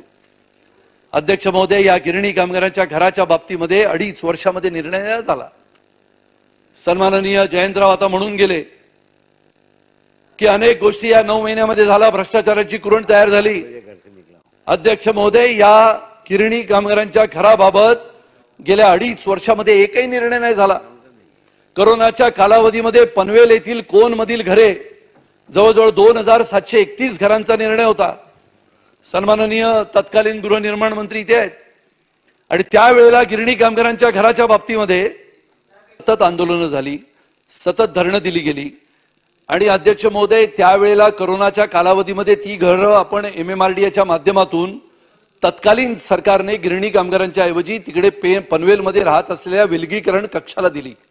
पण अध्यक्ष महोदय 2.5 वर्षामध्ये ती घरं परत घेतल्यानंतर त्या लॉटरीच्या माध्यमातून वितरित केलेल्या त्या घरांना दुरुस्ती कोण करेल असा प्रश्न तयार झाला आणि मग ती दुरुस्ती करण्यासाठी गेल्या 2.5 वर्षामध्ये मग ती घरं म्हाडाने रिपेअर करावीत, दुरुस्त करावीत की MMRDAने दुरुस्त करावीत याच्या बाबतीतला निर्णय होत नव्हता आणि त्यामुळे गिरणी कामगारांना घरं मिळून सुद्धा गिरणी कामगार आपल्या घराच्या प्रतीक्षेमध्ये होता. अध्यक्ष महोदय आज आपल्याला सांगतो की जवळजवळ 1.5 लाख गिरणी कामगारांना घरं द्यायची आहेत आणि गिरणी कामगारांचा निर्णय कधी झाला अध्यक्ष महोदय? त्यावेळेला सन्माननीय देवेंद्रजी मुख्यमंत्री नव्हते, त्यावेळेला 2001 साली हा निर्णय दिला गेला आणि गिरणी कामगारांच्या घराचा निर्णय झाल्यानंतर जवळजवळ 1.5 लाख गिरणी कामगारांना आज घरं देण्याच्या प्रतीक्षेमध्ये आहेत. आणि म्हणून अध्यक्ष महोदय गेल्या 2.5 वर्षामध्ये मगाशी त्यांनी म्हटल्याप्रमाणे महाविकास आघाडीच्या सरकारने काय काय कामं केली याचा जर उहापोह आपण करत बसलो तर मुंबई ही मागे गेली आणि आज मुंबई सुशोभीकरण होते आहे. मुंबईमध्ये अनेक प्रकल्प आपण सुरू केले आहेत. आज जर बघितलं असेल आपण तर नरिमन पॉइंट ते वरळीच्या सिलिंगचा जो कनेक्टर आहे, नवीन भुयारी मार्ग आहे, तो या 23 नोव्हेंबरला सुरू होणार आहे. अध्यक्ष महोदय कोरोनाच्या कालावधीमध्ये महाविकास आघाडीच्या माध्यमातून कोणती कामं सुरू होती आपण बघितलं असेल तर झोपडपट्टी पुनर्वसनाची कामं या मुंबई शहरातल्या सगळ्यात महत्त्वाच्या अशा ठिकाणी सुरू होती का? तर बंद पडली होती. आणि म्हणून यावेळेला जो मुद्दा उपस्थित झाला की महालक्ष्मी रेसकोर्सचा 9 वर्षापासून महालक्ष्मी रेसकोर्सचं लीज संपलं होतं अध्यक्ष महोदय. मग ह्या 25 वर्षाच्या कालावधीमध्ये या महालक्ष्मी रेसकोर्सचा निर्णय घेण्याचा कारभार महानगरपालिकेच्या हातामध्ये होता आणि त्याच्यामुळे या शिक्षणाच्या क्षेत्रामध्ये महानगरपालिकेचं प्रस्तावित बजेट शिक्षणाचं जे मुंबईमध्ये आहे ते जवळजवळ 2,900 कोटीचं आहे. मग अध्यक्ष महोदय 10 वर्षामध्ये जर 29,000 कोटीचं बजेट आहे शिक्षणाचं, एका मागोमाग एक शिक्षणाच्या शाळा बंद पडत असताना, मराठी शाळा बंद पडत असताना, गेल्या 2.5 वर्षामध्ये सरकार हातामध्ये असताना, या मराठी शाळा बंद पडत असताना, मराठी माणसांची मुलं कॉन्व्हेंटमध्ये जात असताना आपण काय केलं असा प्रश्न आहे अध्यक्ष महोदय. आणि त्यामुळे या मराठी शाळेला पुनर्जीवन देण्यासाठी सन्माननीय अध्यक्ष महोदय आता आपण काम करतो आहोत. त्यांना विचारलं गेलं की राष्ट्रीय शैक्षणिक धोरणाच्या बाबत मागच्या सरकारने काय केलं.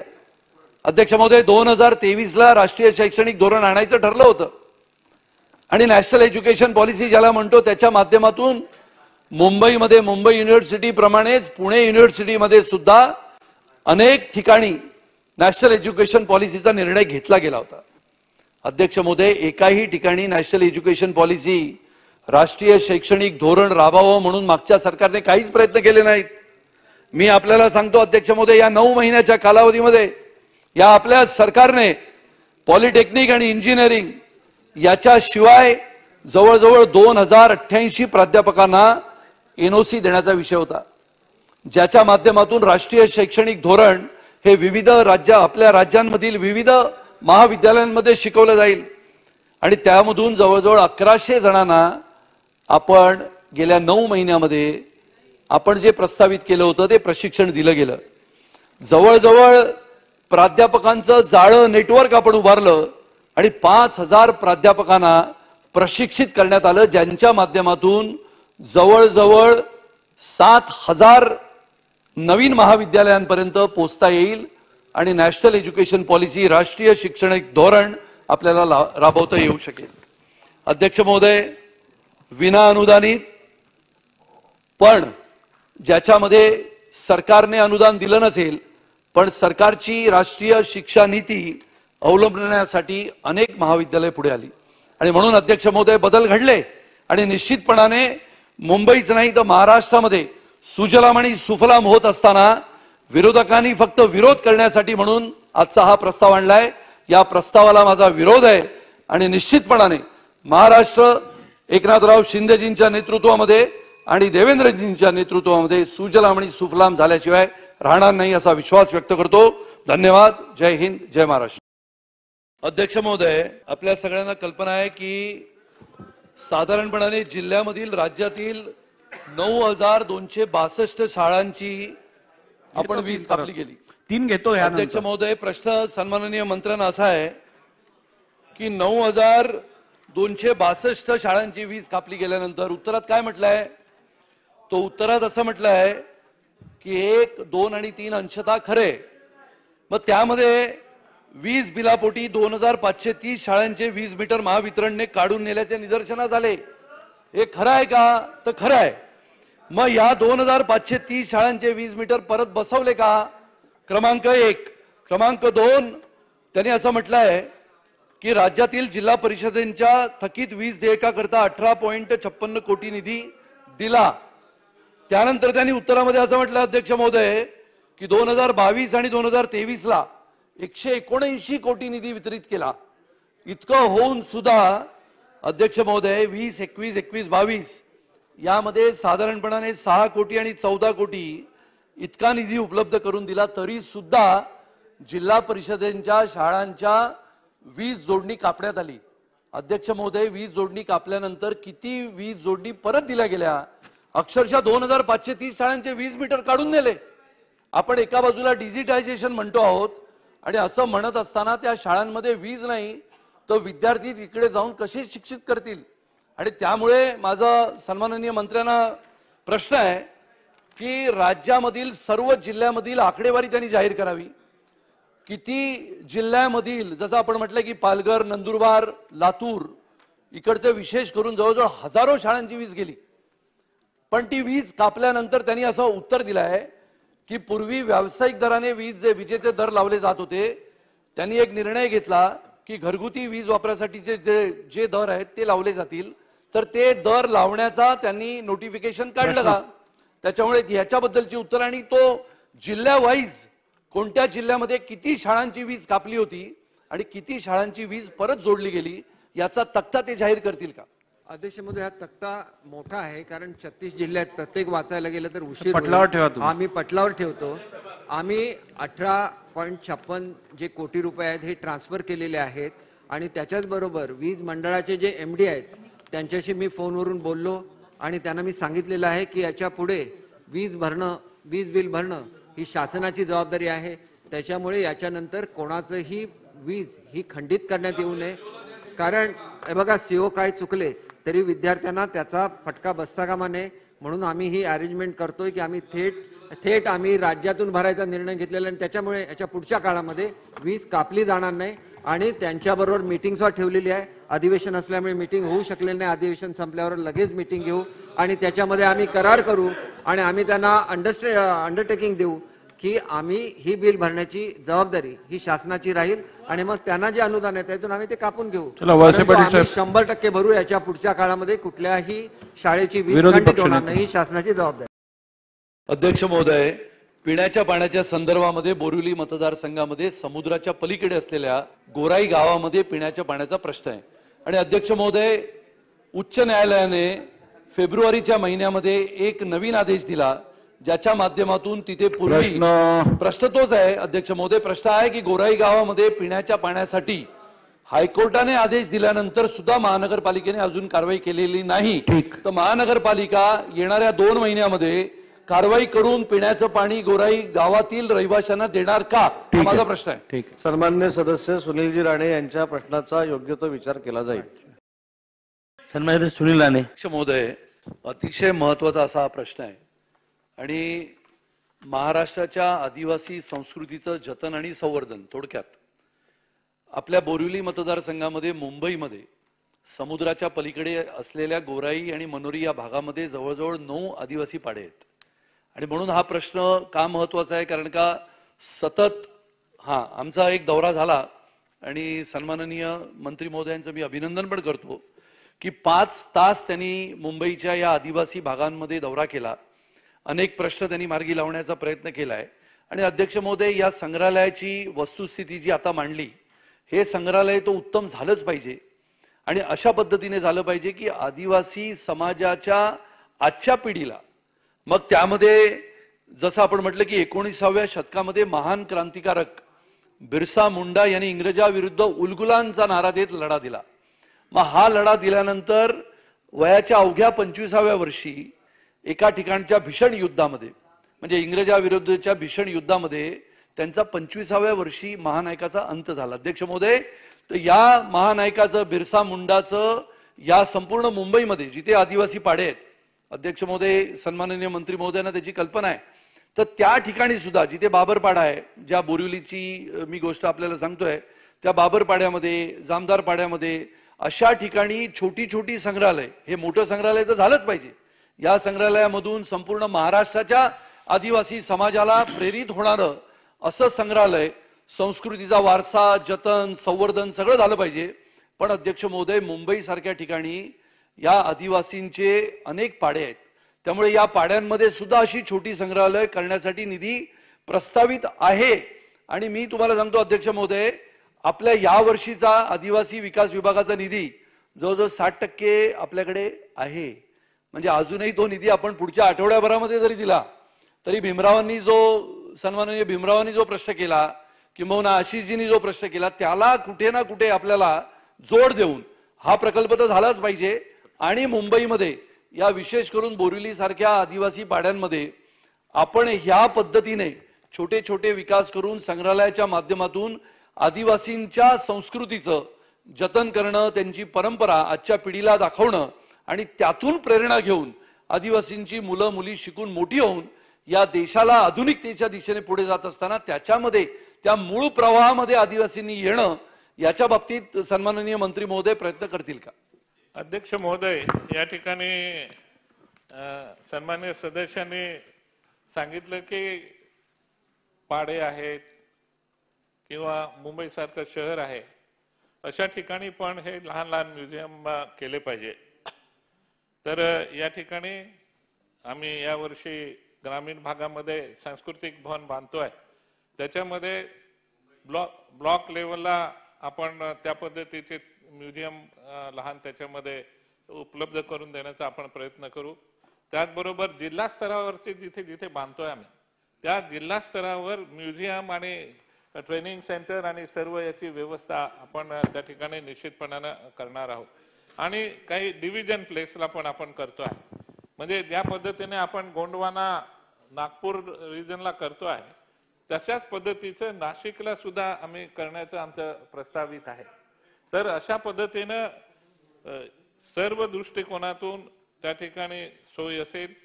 एक त्या जिल्ह्यातलं हुबेहूब त्या वेगवेगळे समाज आहे आदिवासी, त्यांचं चित्रीकरण त्या ठिकाणी उभं करून एक ट्रेनिंग सेंटरही असणार आहे. त्याच्यामुळे त्याची व्यवस्था त्या ठिकाणी असेल.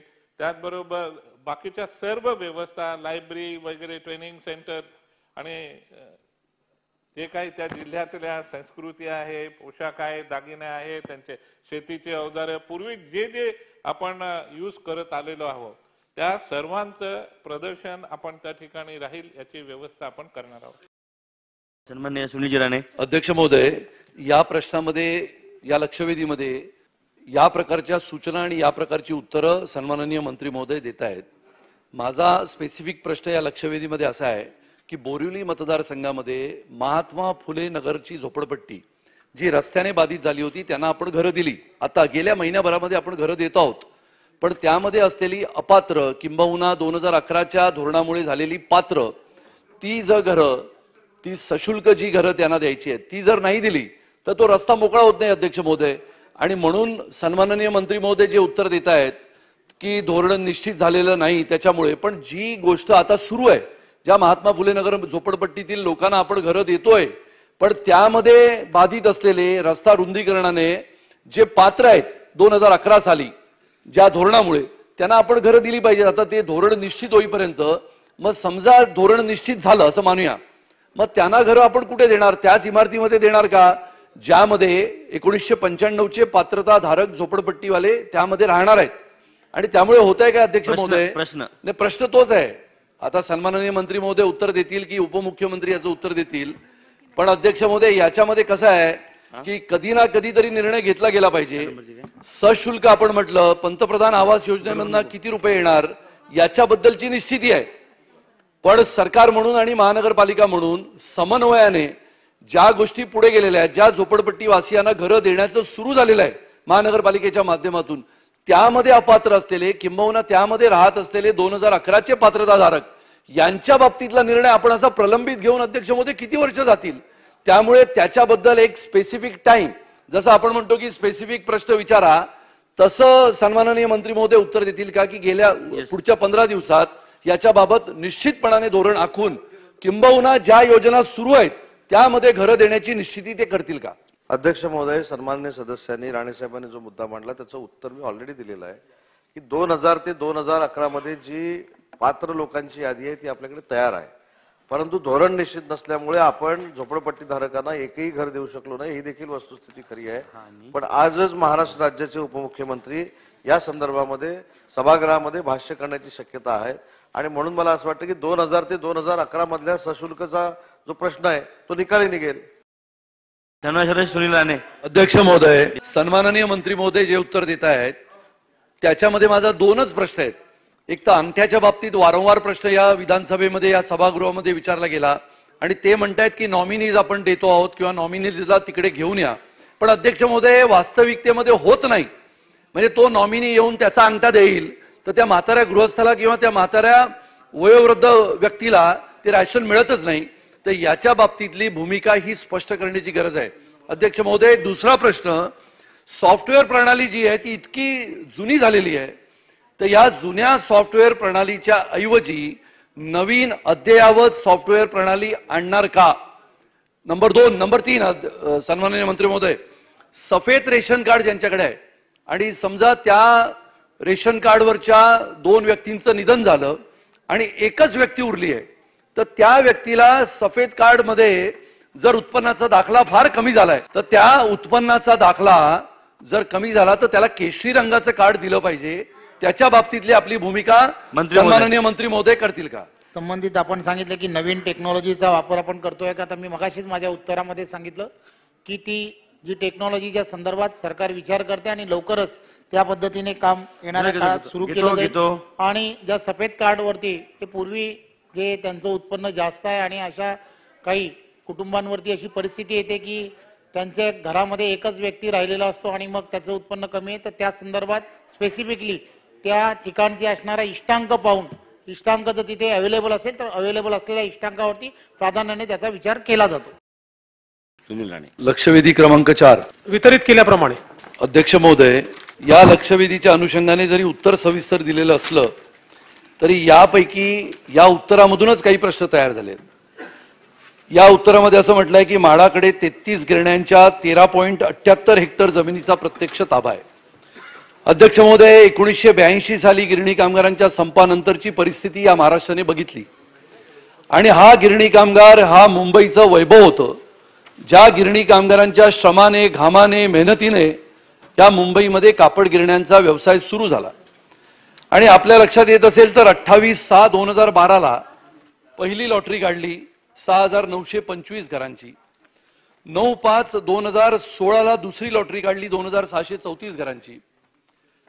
अध्यक्ष महोदय, 2/12/2016 पुन्हा एकदा 2,417 घरांची आणि 1/3/2020 3,894 घरांची लॉटरी काढली.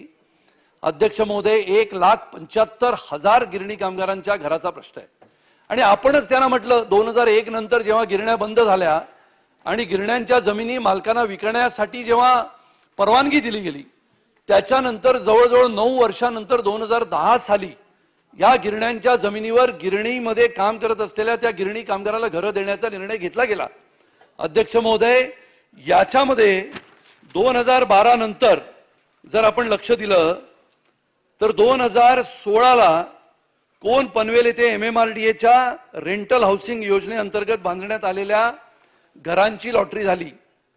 अध्यक्ष महोदय, लॉटरी झाल्यानंतर 2019 पर्यंत घरांचा ताबा दिला गेला नाही आणि 2019च्या नंतर क्वारंटाईनसाठी 2020 मध्ये ही घरं घेतली गेली. अध्यक्ष महोदय, आपल्या लक्षात आणून देऊ इच्छितो की 2,417 घरांपैकी आपण बघितलं असेल तर उत्तरामध्ये असं म्हटलं आहे 704 गिरणी कामगार वारसदारांना सदनिकेच्या विक्री किमतीचा भरणा केला. पण ताबा किती लोकांना मिळाला अध्यक्ष महोदय? तर 381 गिरणी कामगारांनी पूर्ण रकमेचा भरणा केला. पण ताबा किती जणांना मिळाला? तो 0.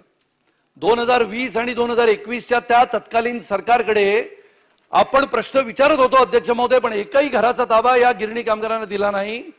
आणि आता उत्तरामध्ये असं म्हटलंय की प्रत्यक्ष दुरुस्तीचे काम संपल्यानंतरच गाळेधारकांना प्रत्यक्ष ताबा देण्याची कारवाई सुरू होईल. अध्यक्ष महोदय, माझी विनंती आपल्याला आहे, आपल्या मार्फत माझा हा प्रश्न आहे की कोण पनवेल येथील घरे 2417 गिरणी कामगारांना देण्याचा निर्णय झाला, लॉटरी झाली, पैसे भरले गेले, तर त्या गिरणी कामगारांना ती घरं कधीपर्यंत दुरुस्त करून देण्यात येणार? क्रमांक 1. क्रमांक 2, बॉम्बे डाईंग व श्रीनिवास मिल येथील सोडत 1/3/2020 रोजी ऑनलाईन काढण्यात आली. अध्यक्ष महोदय, याच्यामध्ये म्हाडाचा कारभार, सन्माननीय उपमुख्यमंत्री महोदयांना माझी विनंती आहे की म्हाडाच्या या कारभारामध्ये आपण लक्ष दिलं पाहिजे. गिरणी कामगार अक्षरशः उद्ध्वस्त झाला अध्यक्ष महोदय, आणि तो कोल्हापूर, सोलापूर, सांगली, गडहिंग्लज पर्यंत पोहोचला. आणि त्या गिरणी कामगारांपैकी 35% म्हणजे जवळजवळ 50-60 हजार गिरणी कामगारांचं निधन झालं. अनेक लोक असं म्हणतात की गिरणीयांच्या जागेवर उभे राहिलेल्या टोलेजंग टॉवर मध्ये करोडो रुपये कमवले गेले, पण या गिरणी कामगारांना पैसे दिले नाहीत. अध्यक्ष महोदय, बॉम्बे डाईंग व श्रीनिवास मिल येथील सोडत झाली 1/3/2020 ला. आणि किती जणांची सोडत होती? तर 2894 गिरणी कामगारांपैकी 1390 गिरणी कामगारांना ऑनलाईन देकारपत्र निर्गमित करण्यात आलं. 2034 अपात्र अर्जदारांना अपील अर्ज सादर करण्याबाबत कळविण्यात आले आहे. म्हणजे अध्यक्ष महोदय, याच्यात सुद्धा 2020च्या लॉटरीमध्ये घरं दिली गेली नाहीत. अध्यक्ष महोदय, काय म्हटलंय याच्या पुढे? तर गिरणी कामगारांसाठी सदनिका बांधण्यात येणार आहेत. बृहन्मुंबई महानगरपालिका घरांसाठी म्हाडाच गिरण्यांची जागा उपलब्ध करून देणार नाही तोपर्यंत म्हाडामार्फत गिरणी कामगारांसाठी घरे बांधण्याची कारवाई पूर्ण होऊ शकत नाही. अध्यक्ष महोदय, याच्या बाबतीतला खुलासा झाला पाहिजे. प्रश्न क्रमांक 2. प्रश्न क्रमांक 3, गिरण्यांच्या भूखंडावरील अस्तित्वातील इमारतींचे पुनर्वसन करून भाडेकरूंना 405 चौरस फूट क्षेत्रफळाची सदनिका देण्याचं प्रस्तावित आहे. गिरणी मालकास बंधनकारक आहे. मग ह्या गिरण्यांच्या मालकांनी या गिरणीमध्ये असलेल्या गिरणी कामगाराला घरं दिली की नाही, याच्याबद्दलचं उत्तर याच्यामध्ये नाही आहे. आणि त्यामुळे अध्यक्ष महोदय, या गिरणी कामगारांच्या घराबाबत सवलतीच्या दरामध्ये म्हाडामार्फत घरे बांधण्याकरता ठाणे जिल्ह्यातील 5 गावातील 110 एकर शासकीय जमीन म्हाडाला उपलब्ध करून देण्यासाठी गिरणी कामगार संघटनेने जागेची पाहणी केली. शेवटचा प्रश्न असा आहे, आणि त्याच्यामुळे गिरणी कामगार संघटनेने या शासकीय जागेवर म्हाडामार्फत घरे बांधण्यासाठी जिल्हाधिकारी ठाणे यांच्याकडे पाठपुरावा केला. सदर प्रस्तावामध्ये MMRDA घरे, सरकारी जमिनी, पंतप्रधान आवास योजना, खासगी विकासकाकडून बांधण्यात येणारी घरे अल्प दरात मिळावी म्हणून प्रस्ताव दिला होता. यावर जिल्हाधिकारी ठाणे यांनी अभिप्रायासाठी शासनाकडे पाठवला 2020-2021, पण अजूनही प्रस्ताव मंजूर झालेला नाही. अध्यक्ष महोदय, याच्यासाठी माझी आपणाकडे विनंती आहे की सन्माननीय उपमुख्यमंत्री महोदयांनी तत्कालीन मुख्यमंत्री असताना BDD चाळीच्या धर्तीवर याच्यामध्ये जर समिती केली आणि त्या समितीमध्ये दररोजचं कामकाज करून या गिरणी कामगारांच्या घराबाबतचा निर्णय घेण्यासाठी आणि त्यांना खरोखर या महाराष्ट्र सरकारच्या वतीने आणि आजच्या या सरकारवरच गिरणी कामगारांचं भवितव्य अवलंबून आहे. पूर्वीचं सरकार घरं देण्याच्या बाबतीत गिरणी कामगारांच्या तोंडाला पानं पुसली, पण या सरकारवर विश्वास आहे. उपमुख्यमंत्री महोदय निर्णय घेतील हा विश्वास गिरणी कामगारांना आहे. म्हणून सन्माननीय उपमुख्यमंत्र्यांनी निर्णय घ्यावा अशी माझी विनंती करतो. धन्यवाद.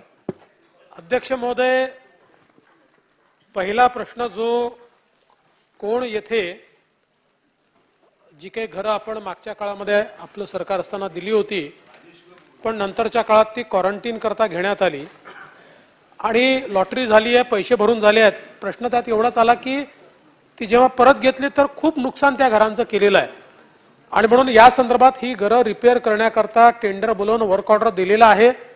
लवकरात लवकर ते काम संपवून सुनील राणे साहेब कोण मधली घरं ही गिरणी कामगारांना देण्यात येतील. दुसरा प्रश्न आपण जो या ठिकाणी उपस्थित केला बॉम्बे डाईंगच्या संदर्भात, त्याचं उत्तर तर आपण दिलंच आहे. पण आपण हेही सांगितलंय की या ठिकाणी बृहन्मुंबई विकास नियंत्रण प्रोत्साहन नियमावलीच्या अंतर्गत 405 चौरस फुटाची जी सदनिका द्यायची आहे त्या संदर्भात किती प्रस्ताव आले आणि त्याच्यावर काय काय कारवाई झाली, तर ही सगळी माहिती मी निश्चितपणे पटलावर ठेवीन. गिरणी कामगारांना घरं देण्याच्या संदर्भात मागच्या काळामध्ये ज्या काही संघटना आहेत त्यांनी MMR रिजनमध्ये त्या ठिकाणी पाहणी केली होती. त्यांना जे प्लॉट्स त्यावेळेस दाखवण्यात आले होते ते जवळपास 110 एकराचे प्लॉट्स हे त्यांनी बघितले होते. एकूण हे 8 प्लॉट होते. आता असं लक्षात आलंय की या 8 पैकी 2 प्लॉट जे आहेत हे बांधकामाकरता अयोग्य आहेत. उर्वरित जे 6 प्लॉट आहेत जे बांधकाम योग्य आहे याच्यामध्ये काही प्लॉट हे गुरचरणचे आहेत आणि काही आदिवासी ना बिलॉंग करतायत. आणि म्हणून आता या संदर्भात नेमकी जागा आपल्याला किती उपलब्ध आहे ही एसर्टन करण्याचं काम हे जिल्हाधिकाऱ्यांना दिलेलं आहे. आणि जेवढी जागा उपलब्ध असेल त्या जागेवर पुढच्या 3 ते 4 महिन्यामध्ये ही जागा प्राप्त करून घेण्यात येईल आणि त्याचं नियोजन त्यानंतर गिरणी कामगारांकरता घरे बांधण्याकरता केलं जाईल. आणि आपण जी मागणी केली आहे सन्माननीय सुनील राणेजी की या संदर्भात एक समिती देखील असावी. आपण स्वतः गिरणी कामगारांच्या प्रश्नाकरता नेहमी आग्रही असता आणि म्हणून आपल्याच अध्यक्षतेखाली ही समिती तयार केली जाईल. आणि या सभागृहातले कालिदाजी कोळंबकर यांच्यासारखे किंवा दोन्ही बाजूचे जे सदस्य प्रामुख्यानं या सगळ्या विषयांमध्ये रस घेतात अशा सदस्यांना त्या समितीचं सदस्यपद देऊन या समितीमार्फत इफेक्टिव्हली ही कारवाई झाली पाहिजे या संदर्भातली कारवाई करण्यात येईल.